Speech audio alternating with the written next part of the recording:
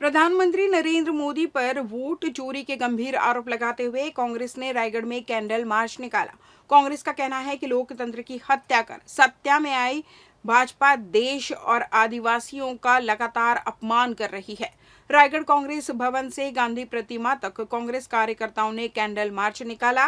यह विरोध प्रदर्शन कांग्रेस के राष्ट्रीय नेता राहुल गांधी के उस आरोप के समर्थन में किया गया जिसमें उन्होंने प्रधानमंत्री मोदी पर वोट चोरी का आरोप लगाया था। विधायक उमेश पटेल ने कहा, राहुल गांधी ने एक विधानसभा का उदाहरण देकर स्पष्ट किया है कि जिस तरह अलग अलग तरीकों से वोट चोरी हुए उसी के दम पर मोदी प्रधानमंत्री बने। अगर यह वोट चोरी नहीं होते तो आज भारत में यूपीए की सरकार होती। यह लोकतंत्र की हत्या है। पूर्व भाजपा युवा मोर्चा प्रदेश अध्यक्ष रवि भगत के पद मुक्त किए जाने पर विधायक उमेश पटेल ने भाजपा को आदिवासी विरोधी बताते हुए कहा, जब विष्णुदेव साय प्रदेश अध्यक्ष थे तब उनको विश्व आदिवासी दिवस के दिन पद से हटाया गया था और अब आदिवासियों की आवाज उठाने पर विश्व आदिवासी दिवस के एक सप्ताह भर के भीतर रवि भगत को हटा दिया गया।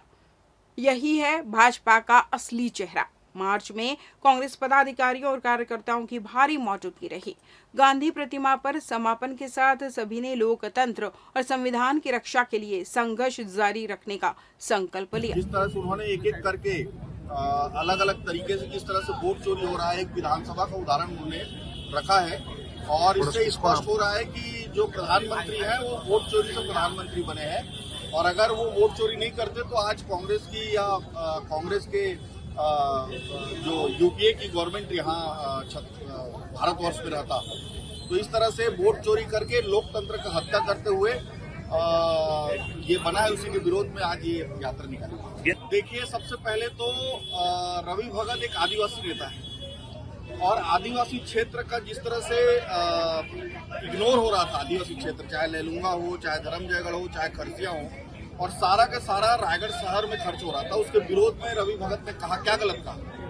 कोई गलत नहीं कहा, लेकिन चूंकि भारतीय जनता पार्टी की मानसिकता ही आदिवासी विरोधी है, शुरू से आदिवासी विरोधी है। विष्णुदेव साय जी को भी विश्व आदिवासी दिवस के दिन अध्यक्ष पद से हटाया गया था और विश्व आदिवासी दिवस के हफ्ते भर के अंदर में रवि भगत को भी हटाया गया है। इससे इनकी जो आदिवासी विरोधी मानसिकता झलकती है और आदिवासी विरोधी होने के कारण ही ये लोग लेलुंगा, खरसिया और धर्मजयगढ़ को हटा रहे थे और सिर्फ रायगढ़ में खर्च कर रहे हैं।